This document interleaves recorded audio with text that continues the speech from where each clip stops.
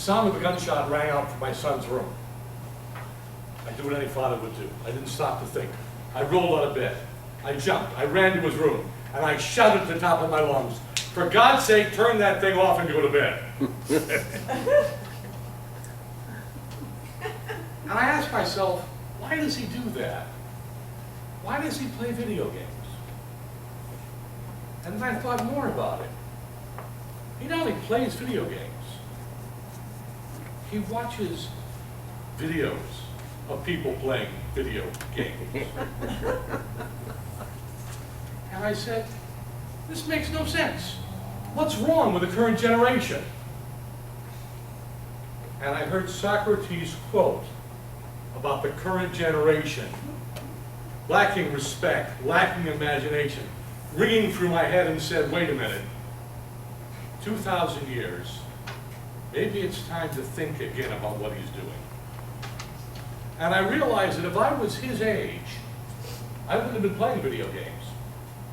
I would have been reading under the covers. And I thought about his video games. He's described to me many times.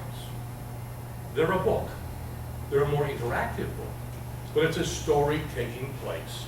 And he's walking his way through the plot line, and he's fascinated by it. Now, he watches people play video games.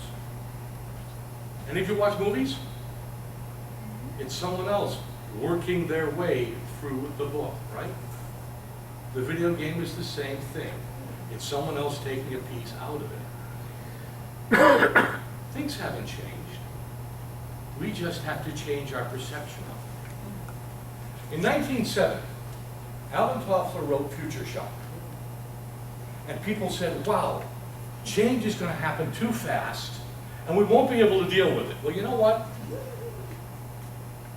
It's 45 years later. And things have changed, and we're still dealing with it. Now, granted, there are many things that we never saw before. Twerking. The concept of twerking, ridiculous. Not like Elvis, right? You ain't nothing but a hound dog. And people were shocked by him wiggling his hips. Granted, women are displaying a little bit more flesh than they did when we were younger, but you know what? You can trace sex symbols all the way back. All the way back through history.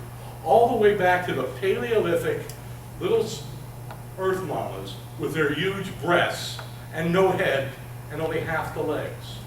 It's not that new. Sexual perversion? Politicians. Okay. Well, you certainly never saw Henry VIII, for instance, having sex with multiple women. Oh, well, wait a minute, let me go back a little bit further, maybe. Roman emperors certainly didn't do that. Well, let me go back a little further. The second king of Israel, David, had an affair with his general's wife. Distrustful politicians, there's nothing new. We want to believe things are changing because that makes us feel somehow okay with being disturbed. How many of you are afraid of your children doing things like, let's just say it this way, how many of you are afraid of your kids are doing the things that you did when you were their age? The fact of the matter is we are creating a crisis ourselves because we're refusing to accept the fact everything's the same. What, believe it or not, this is a relevant question. What is a car? It's a device for getting from point A to point B, right? These get me from point A to point B. Okay. It's a device for getting you from point A to point B a little faster.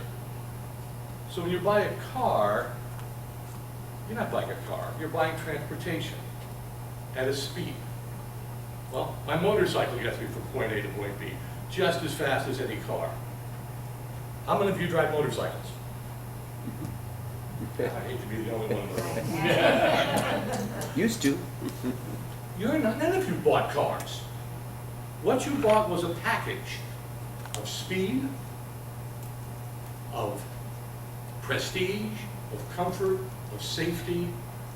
And you know what? We've been humans with these same basic desires all the way back to it, instead of putting our meals on Facebook. Right, this has got to be new, right? Putting meals on Facebook. You look at the cave drawings in France, they've got their meals on the walls, same concept. We're all human beings, and we all have the same needs, and fundamentally, no matter how things change, if you start thinking about what was I doing, how does this fit my world, you'll see it's not so much change at all.